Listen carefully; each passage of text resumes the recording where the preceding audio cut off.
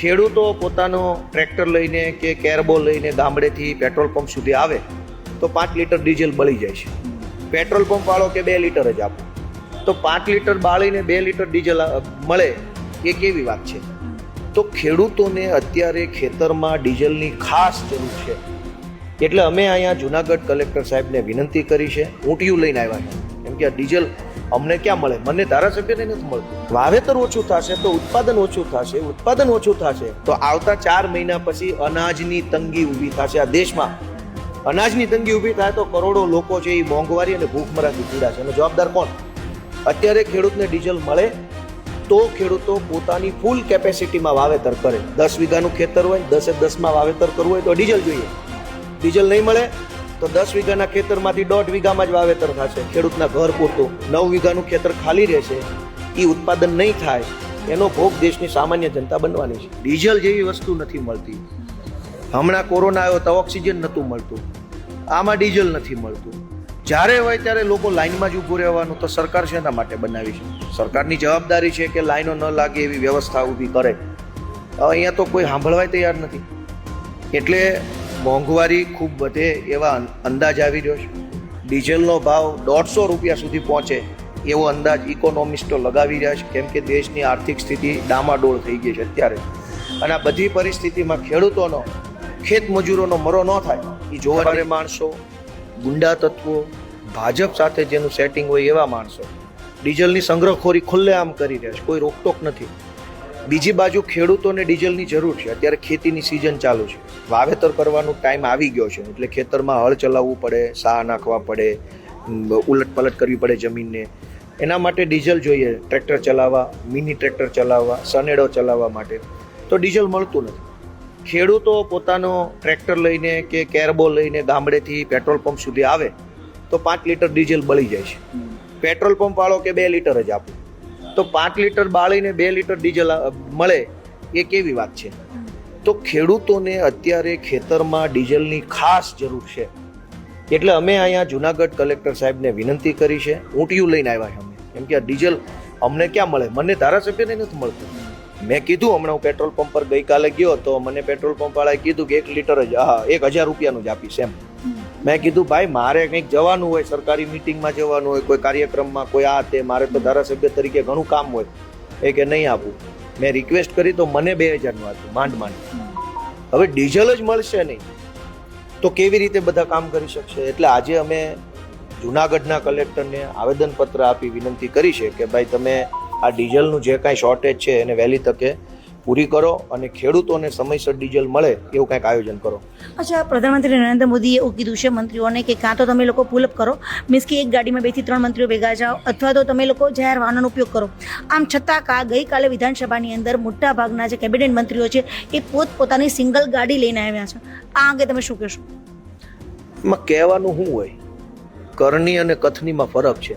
પ્રધાનમંત્રીજીએ પોતે એવું કીધું કે વિદેશ પ્રવાસ ન કરવો, એમ કહીને બીજા દિવસે વિદેશ વયા ગયા. આ ગાંધીનો દેશ છે.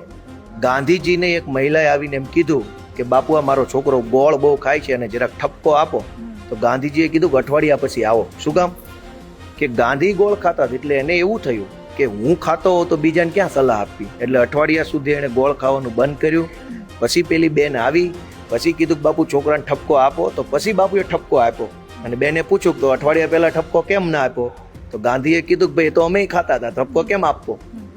વડાપ્રધાનના પોતાના શબ્દોમાં અને વર્તનમાં જો વિરોધાભાસ હોય, એણે એમ કીધું કે ડીઝલ ઓછું બાળો, એમ કહીને એણે સોમનાથમાં 4200ની રેલી કાઢી. આગલા દિવસે રાત્રે તેલંગાણામાં જાહેર સભામાં વડાપ્રધાન સાહેબ એવું બોલ્યા કે ડીઝલનો વપરાશ ઓછો કરો. બીજા દિવસે અહીં સોમનાથમાં 4000 ખાલી બસો દોડાવીને ડીઝલ વેડફ્યું. પછી કે વિદેશમાં ન જતા, અને અત્યારે વિદેશમાં છે. વડાપ્રધાનના શબ્દોમાં જ વિરોધાભાસ હોય તો મંત્રીની ક્યાં મોકાણ કરવી? વડાપ્રધાન જ આ કરતા હોય તો એના ચેલા આવું નહીં કરે. એમાં મંત્રીનો હું ધોખો કરવો?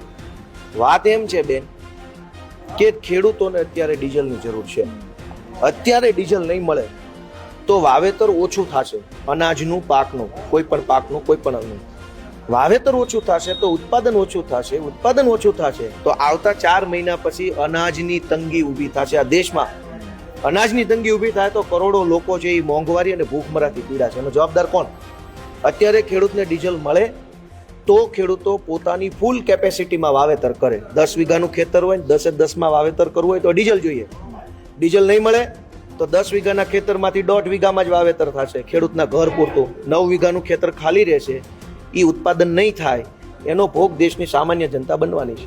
તો આટલી વાતની ચિંતા જુનાગઢના કલેક્ટરના માધ્યમથી સરકાર કરે એવું અમે આશા રાખીએ છીએ. તમે જે વિધાન હમણાં કીધું કે મોંઘવારી વધશે, સેમ વસ્તુ છે. ગઈકાલે રાહુલ ગાંધીએ પણ આ જ વિધાન કીધું છે કે 3 થી 4 મહિના પછી ભારતની સ્થિતિ એવી હશે કે દેશની અંદર એટલી મોંઘવારી હશે કે લોકો પરવડી નહીં શકતા હોય, અને આના માટે જવાબદાર માત્ર 2 વ્યક્તિઓ હશે, નરેન્દ્ર મોદી અને અમિત શાહ. તમારી આ અંગે શું ટિપ્પણી હોઈ શકે? 2 નહીં 3. નરેન્દ્ર મોદી, અમિત શાહ અને એની અંધભક્તિ કરનારા એના અંધભક્તો 3 જણા આમાં જવાબદાર છે. દેશ બરબાદ થઈ રહ્યો છે. ડીઝલ જેવી વસ્તુ નથી મળતી. હમણાં કોરોના આવ્યો તો ઓક્સિજન નહોતું મળતું, આમાં ડીઝલ નથી મળતું. જ્યારે હોય ત્યારે લોકો લાઈનમાં જ ઊભું રહેવાનું. તો સરકાર શેના માટે બનાવી છે? સરકારની જવાબદારી છે કે લાઈનો ન લાગે એવી વ્યવસ્થા ઊભી કરે. હવે અહીંયા તો કોઈ સાંભળવાય તૈયાર નથી. એટલે મોંઘવારી ખૂબ વધે એવા અંદાજ આવી રહ્યો છે. ડીઝલનો ભાવ 150 રૂપિયા સુધી પહોંચે એવો અંદાજ ઇકોનોમિસ્ટો લગાવી રહ્યા છે, કેમ કે દેશની આર્થિક સ્થિતિ ડામાડોળ થઈ ગઈ છે અત્યારે. અને આ બધી પરિસ્થિતિમાં ખેડૂતોનો, ખેત મજૂરોનો મરો ન થાય એ જોવાની જવાબદારી સરકારની છે. અચ્છા, મારો છેલ્લો ક્વેશ્ચન છે. હાલમાં એવા પણ સંજોગો આવી રહ્યા છે કે મોટાભાગના તાલુકાઓની અંદર કે જિલ્લાઓની અંદર માર્કેટિંગ યાર્ડો છે એ ધીમે ધીમે બંધ થવા લાગી છે, કારણ કે ડીઝલની અછત છે. જે માલ આવે છે એ ટ્રકો દ્વારા બીજે સુધી પહોંચાડી નથી રહ્યો. એને લઈને માર્કેટિંગ યાર્ડ પણ બંધ થવા જઈ રહ્યા છે. આને લઈને શું કહેશો? હું એ તો કહું છું ને, જો ટ્રાન્સપોર્ટેશન બંધ થઈ જાય, ડીઝલની અછતના કારણે ખટારા ટ્રક બંધ થઈ જાય, પછી બસો બંધ થઈ જાય, વાહન વ્યવહાર બંધ થઈ જાય, ડીઝલની અછતના કારણે વાવેતર ઓછું થાય, એના કારણે બધા જ ધંધા ભાંગી પડે. ટ્રાન્સપોર્ટેશન બંધ થાય એટલે તમામ ધંધા બંધ થાય, કેમ કે ટ્રકોમાં કરોડો ટ્રકો આ દેશમાં રોજ ચાલે છે એક જગ્યાએથી બીજી જગ્યાએ માલ સામાન લઈ જવા, પહોંચાડવા માટે. ડીઝલ જ નહીં મળે તો ટ્રકો બંધ થઈ જાય, માણસની અવર જવર બંધ થઈ જાય. સરકાર એમ કહે છે કે બસમાં બેહીને ફરો, બસ તો ડીઝલ હશે ચાલશે. તો ડીઝલની અછત ઊભી થાય તો બધા જ ધંધાને અસર પહોંચે, મોંઘવારી વધે, લોકોનું જીવન મુશ્કેલ બને એવી પરિસ્થિતિ ઊભી થવાની છે. એટલે વડાપ્રધાન સાહેબને વિનંતી છે કે જલ્દી હવે ઇટાલીથી પાછા આવે તો અહીંયા આવીને દેશનું કંઈક કલ્યાણ કરે. અચ્છા, તમે વિસાવદર મુલાકાત લો છો, વિસાવદરની હાલની સ્થિતિ શું છે? હાલની સ્થિતિ તો આ ડીઝલ મળતું નથી, લાઈનો લાંબી લાગી છે. ખેડૂતોએ અત્યારે ખેતીમાં વાવેતર કરવાનું ટાણું આવ્યું છે, ટ્રેક્ટર ચલાવવા છે તો ટ્રેક્ટર ચલાવવા માટે ડીઝલ નથી, તો લોકો રાહ જોઈને ઊભા છે. હવે સાહ પાડ્યા વગર મગફળી વાવવી છે કે ચણા વાવવા છે કે ઘઉં વાવવા છે કે કપાસ વાવ, જે કાંઈ વાવવું, એરંડા વાવવા માટે સાહ તો પાડવો પડશે ખેતરમાં. ડીઝલ જ નથી, બળદ તો કોઈ રાખતું નથી. તો હું તો સરકારને વિનંતી કરું કે બધાને 2 જોડી બળદ આપો બધા ખેડૂતોને સરકાર તરફથી, એટલે ખેતી તો ચાલુ રહે. આ તો કોઈ સાંભળવાવાળા વાત નથી. એટલે આજે ખેડૂતો માટે ડીઝલની રજૂઆત, મોંઘવારી બાબતની રજૂઆત કરી છે. અમને સરકારી મેડમે સરકારી જવાબ આપ્યો છે, જેવો સરકારી જવાબ, એટલે આશા રાખીએ કંઈક સારું થાય આમાં.